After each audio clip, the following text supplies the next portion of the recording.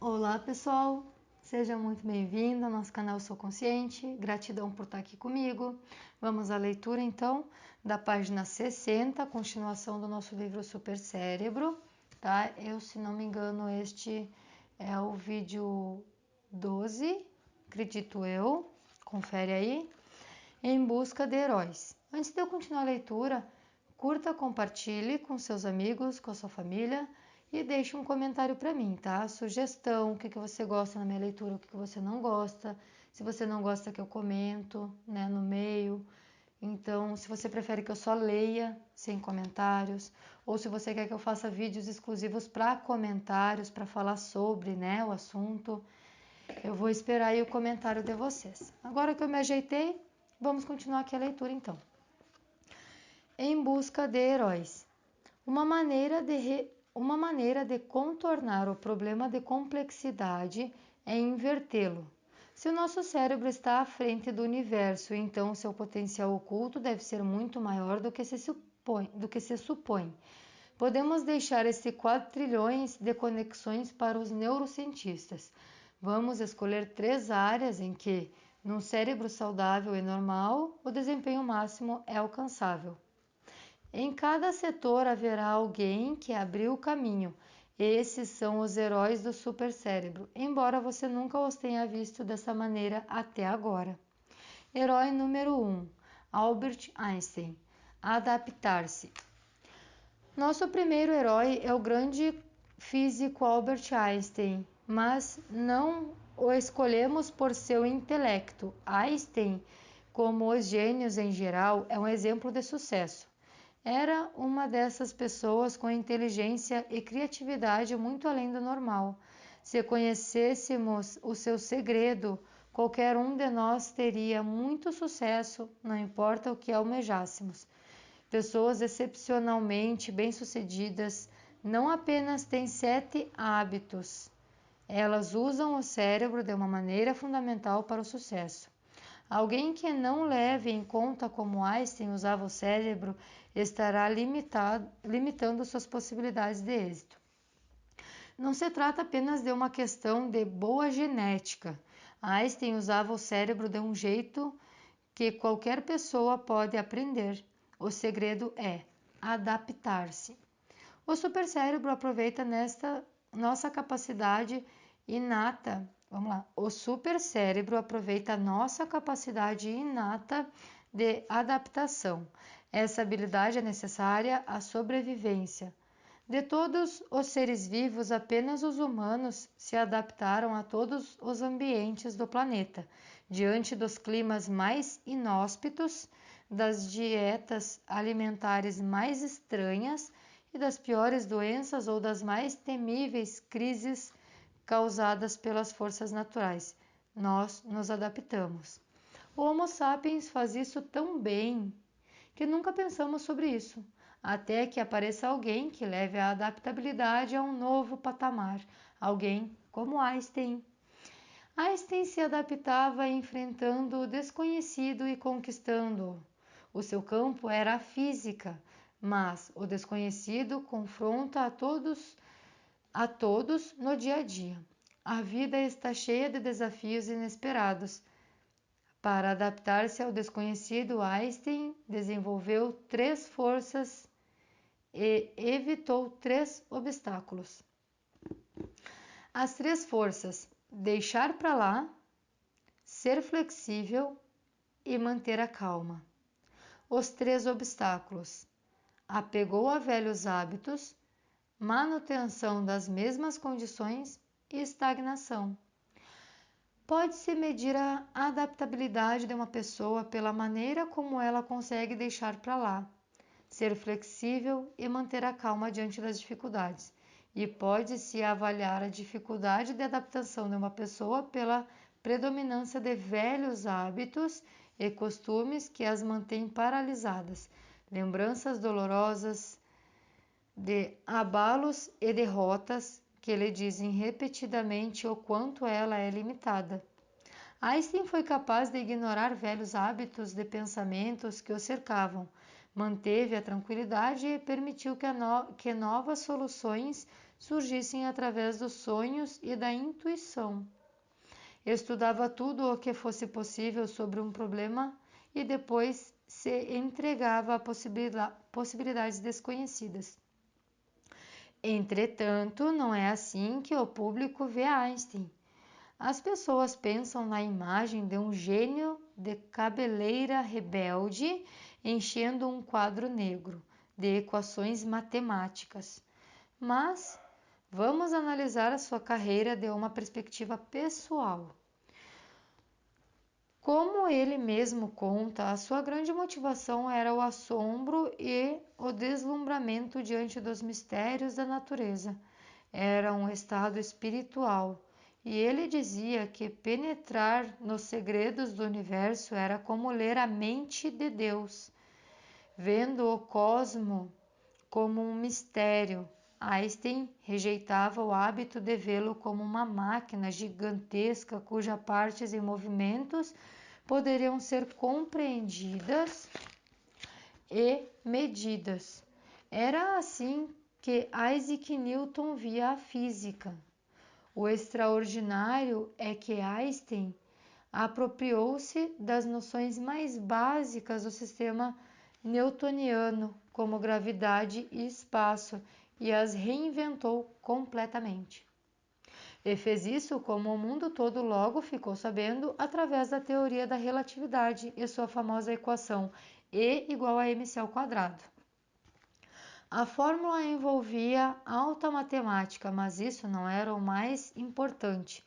Einstein disse certa vez a jovens estudantes, aspas, não se preocupem com suas dificuldades com a matemática. Garanto a vocês que as minhas são muito maiores. Fecha aspas.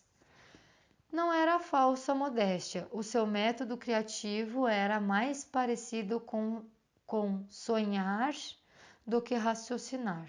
Depois que ele viu como funcionavam os tempos e o tempo e o espaço, conceber a prova matemática foi o próximo passo, com muitas dificuldades. Quando enfrentamos um problema novo, podemos resolvê-lo da maneira de sempre ou de uma maneira nova. A primeira opção é sem dúvida o caminho mais fácil. Pense em duas pessoas casadas há muito tempo que discutem o tempo todo. Sentem-se frustradas e reprimidas. Nenhuma delas quer ceder. O resultado é um ritual, no qual teimam em repetir as mesmas opiniões, fazem as mesmas queixas, exibem as mesmas incapacidades de aceitar o ponto de vista do outro. Qual seria uma nova maneira de tirar este casal dessa situação de sofrimento?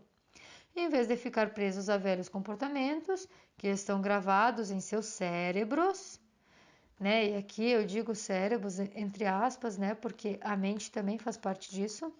Poderiam usar o cérebro seguindo as recomendações abaixo. Vamos lá de novo, como ser adaptável. Aqui, gente, no livro tá em tópicos. Sempre que for em tópicos eu vou falar próximo, tá? Que vai para o próximo tópico. Como ser adaptável? Pare de repetir o que nunca funcionou. Próximo. Recue um pouco e peça uma nova solução. Próximo. Pare de lutar no nível de problemas. A solução nunca está lá. Próximo. Trabalhe sua inflexibilidade. Não se preocupe com o outro. Próximo. Quando as velhas tensões aparecem, afaste-se. Próximo. Veja a raiva justificada como ela realmente é. Raiva destrutiva disfarçada para parecer positiva. Próximo. Reconstrua os laços que foram perdidos. Próximo. Aceite um fardo do que acha que merece. Aceite um fardo do que acha que merece. Próximo. Deixe de brigar tanto para ter razão. No final das contas, ter razão não significa nada perto de ser feliz. aqui eu vou continuar a leitura, tá? Terminaram os tópicos. Seguir estes passos não é apenas psicologia, eles criam espaço no cérebro para a mudança. A repetição fixa velhos hábitos no cérebro. Alimentar uma emoção negativa é o caminho mais eficiente para bloquear emoções positivas. Assim, cada vez que um casal revisita os mesmos ressentimentos, grava-os de maneira mais profunda no cérebro. Ironicamente, Einstein, um mestre de aplicar esta incrível capacidade de adaptação ao campo da física, considerou-se um fracasso como marido e pai.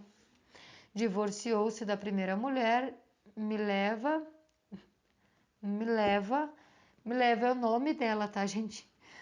Divorciou-se da primeira mulher, Mileva, em 1919, depois de viverem separados por 5 anos. Uma filha nascida fora do casamento em 1902 desapareceu dos livros da história. Um de seus 2 filhos era esquizofrênico e morreu num hospital para doentes mentais. O outro, que era criança na época da separação, ficou afastado do pai durante 2 décadas. Essas situações causaram muito sofrimento a Einstein, mas até mesmo para um gênio, as emoções são mais primitivas e insistentes que os pensamentos racionais. Os pensamentos se movem como um raio, as emoções se movem muito mais devagar e às vezes quase imperceptivelmente. Essa é uma boa oportunidade para destacar que a separação entre emoções e razão é totalmente artificial, ambas estão misturadas. Tomografias do cérebro revelam que o sistema límbico, parte do cérebro reptiliano, que desempenha um papel importante nas emoções, excita-se quando as pessoas pensam que estão tomando decisões racionais. Isso é inevitável, porque os circuitos do cérebro estão totalmente interconectados. Estudos demonstram que quando se sentem bem, as pessoas ficam dispostas a pagar um preço absurdo pelas coisas. Pagar $300 por um par de tênis? Por que não? Hoje eu me sinto ótimo. Mas elas também estão dispostas a pagar mais quando se sentem deprimidas. Pagar $6 por uma barra de chocolate? Por que não? Isso vai me alegrar. O fato é que as pessoas tomam decisões num contexto emocional, mesmo que pensem que não fazem isso. Opa, aqui tá a consciência de novo, né, gente? Parte da adaptabilidade é ter consciência do componente emocional, em vez de negá-lo. De outro modo, corre-se o risco de ser usado pelo cérebro. O economista Martin Churbick concebeu um leilão incomum no qual o objeto leiloado era uma nota de $1. Pode-se supor que o lance vencedor foi de $1, mas não foi, porque neste leilão o vencedor levava o objeto, mas aquele que fizesse o segundo melhor lance teria que pagar a quantia ao leiloeiro. Bora lá, vou ler de novo essa parte, porque até eu fiquei perdida. O economista Martin Churbick concebeu um leilão incomum, no qual o objeto leiloado era uma nota de $1. Pode-se supor que o lance vencedor foi de $1, mas não foi, porque neste leilão o vencedor levava o objeto, mas aquele que fizesse o segundo melhor lance teria que pagar a quantia ao leiloeiro. Portanto, se alguém ganhasse com um lance de $2 e alguém perdesse com um lance de $1,50, o perdedor teria que pagar esta quantia sem ganhar nada. Entendi. Quando esse experimento foi realizado, o lance foi bem superior a $1. Como quase sempre acontece, 2 alunos homens disputavam os lances finais. Os dois eram competitivos, Cada um queria vencer o outro. Nenhum queria ser o perdedor a ser castigado. Quaisquer que fossem os seus motivos, fatores irracionais jogaram os lances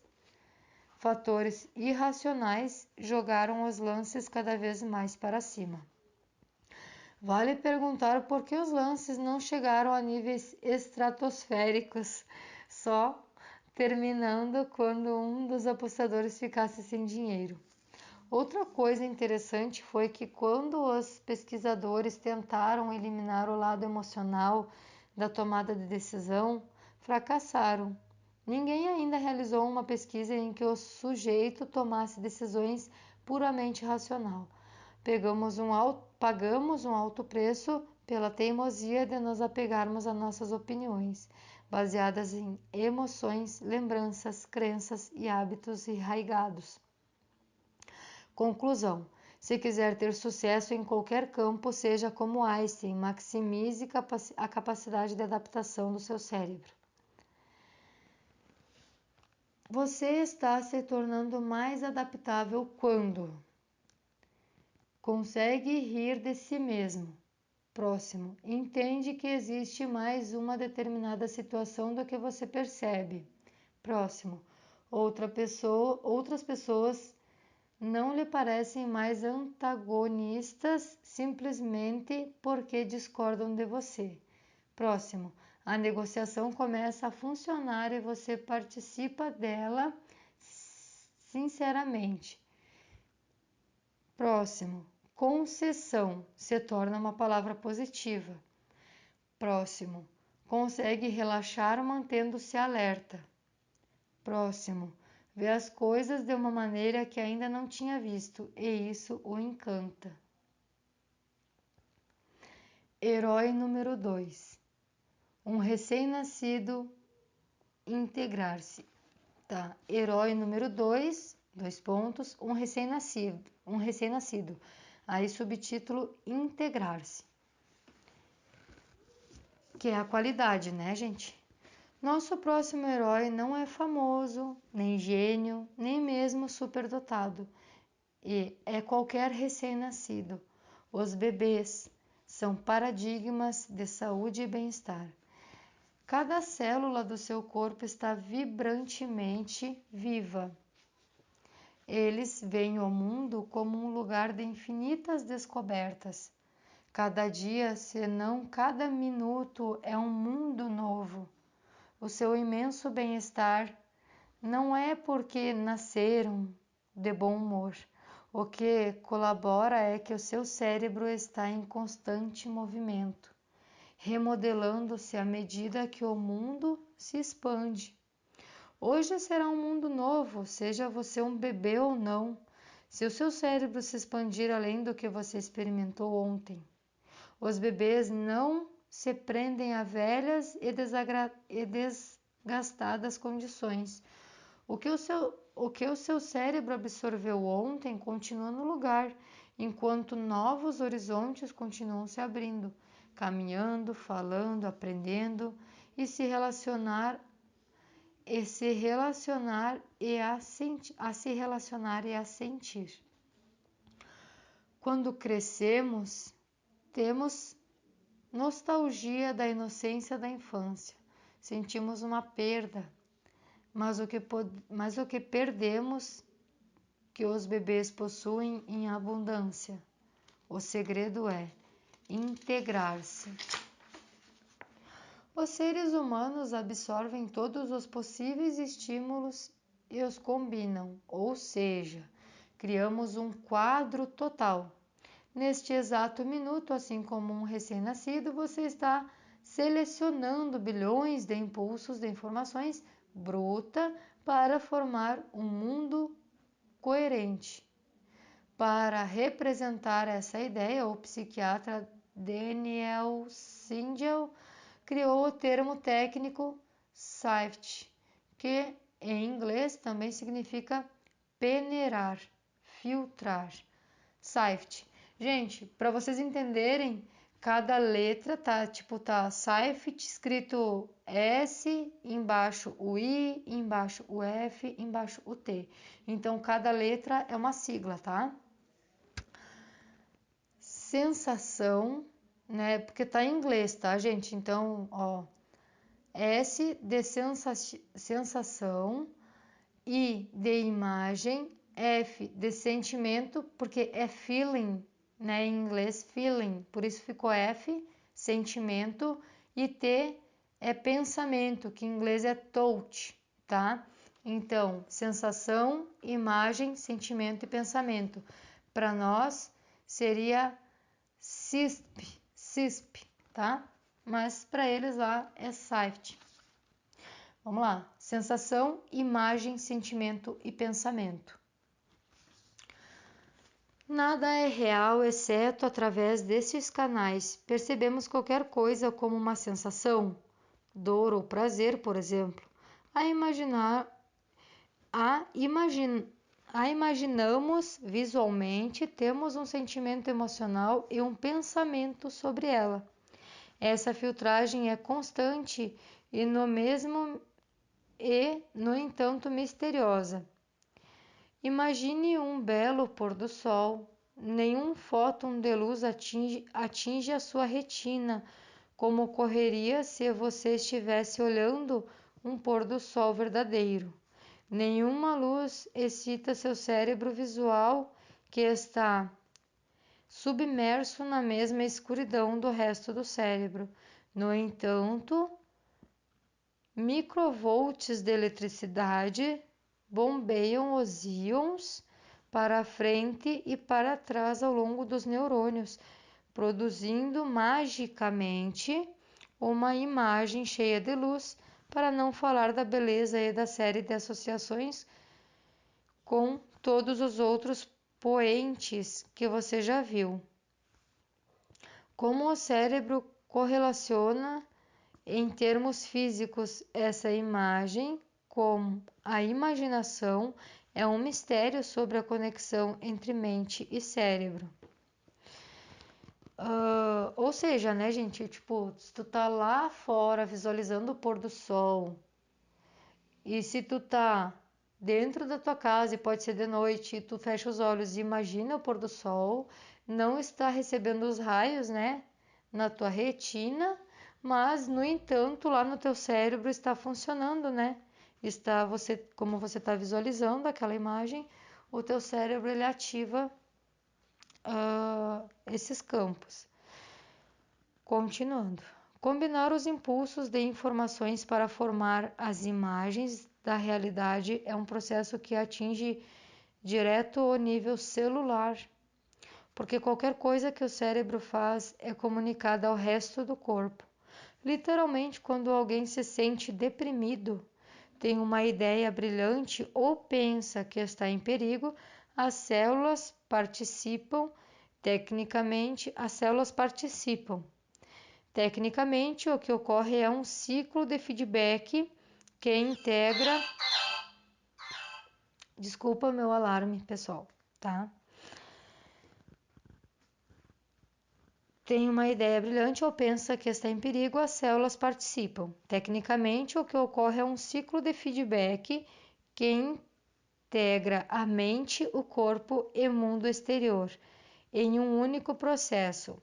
As informações que chegam estimulam o sistema nervoso. Então, né? As informações que chegam estimulam o sistema nervoso. Surge uma reação. A informação dessa reação é enviada para cada célula e as células dizem o que pensam disso, né? Através do que a gente já viveu no passado. Os bebês são perfeitas máquinas de feedback. Pode-se aprender com eles o que significa integrar a realidade. Basta fazer conscientemente o que a natureza faz no cérebro do bebê. Como integrar o feedback? Mantenha-se aberto ao máximo de informações possível. Próximo. Não bloqueie o ciclo de feedback com críticas, crenças rígidas e preconceitos. Próximo. Não censure as informações que surgem, negando-as. Próximo. Examine os pontos de vista dos outros como se fossem seus. Próximo. Tome posse de tudo em sua vida, seja independente. Próximo. Elimine bloqueios psicológicos como a vergonha e a culpa, eles influenciam a sua realidade. Próximo. Liberte-se emocionalmente. Ser emocionalmente flexível é a melhor proteção contra a rigidez. Próximo. Não guarde segredos, eles criam lugares escuros na psique. Próximo. Esteja disposto a redefinir-se a cada dia. Próximo. Não lamente o passado, nem tema o futuro. As duas coisas trazem sofrimento através da dúvida, ou seja, viva o presente. De um modo ou de outro, você inevitavelmente cria uma realidade a partir do seu ponto de vista. Ninguém é perfeito a ponto de integrar o mundo sem ser tendencioso, mas os bebês nos ensinam como tornar a nossa realidade mais completa. Desde o nascimento, a natureza nos concebeu para acessar o mundo como um todo, e quando fatiamos a experiência em pedaços, a totalidade se quebra. Então, em vez de viver na realidade, somos enganados por uma ilusão dela. Pense num ditador que tenha se acostumado ao poder absoluto. Ele se mantém através do terror e da política secreta.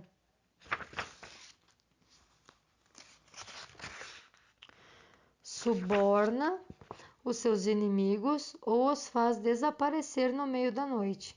Em geral, esses ditadores se surpreendem quando a oposição cresce e até o momento em que são depostos ou assassinados pela massa, julgam-se inocentes.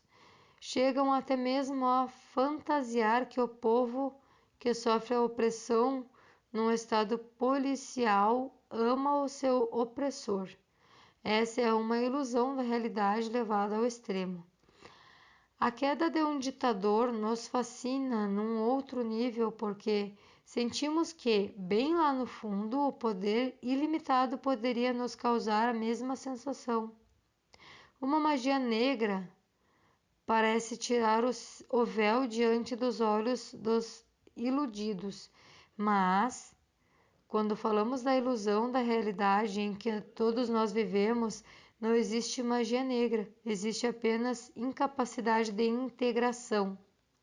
Nascemos com a capacidade de criar um mundo uno, mas escolhemos a negação, a repressão, o esquecimento e a desatenção, a memória seletiva, o preconceito e velhos hábitos. É difícil vencer essas influências. A inércia trabalha a favor dela, mas ninguém consegue se sentir equilibrado, seguro, feliz e em sintonia se não recuperar a totalidade que qualquer bebê possui naturalmente. Essa é a chave para o bem-estar, assim como para a saúde física.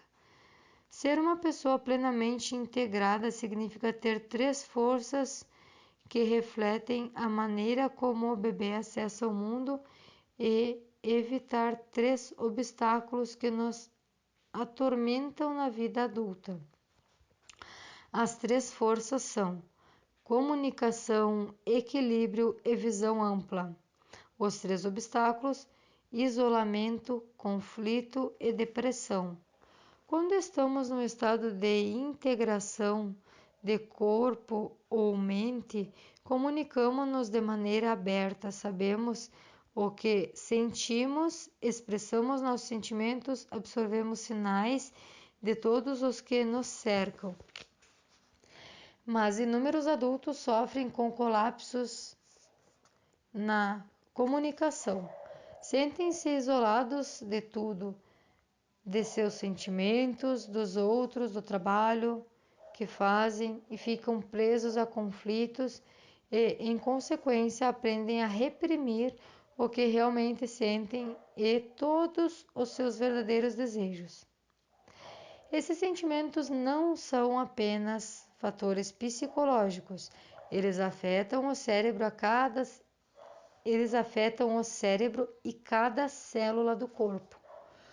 A conclusão: se você quer voltar ao estado natural de saúde e bem-estar, seja como um recém-nascido.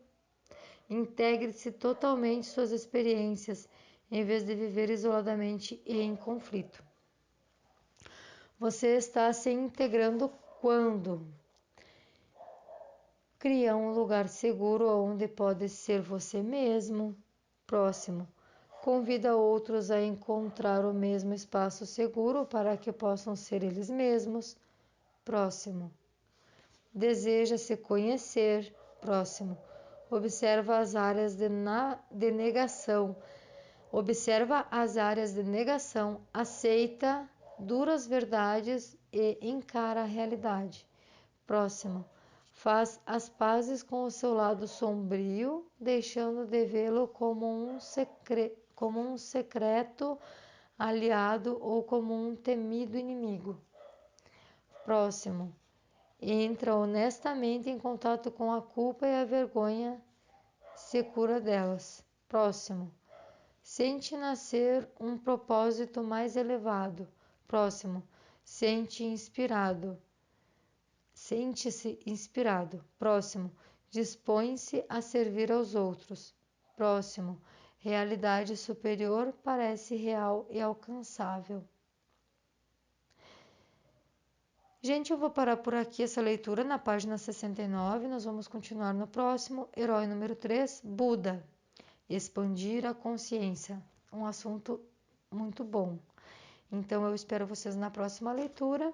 Se vocês estiverem gostando, deixem um curtir, tá, pessoal, para mim saber.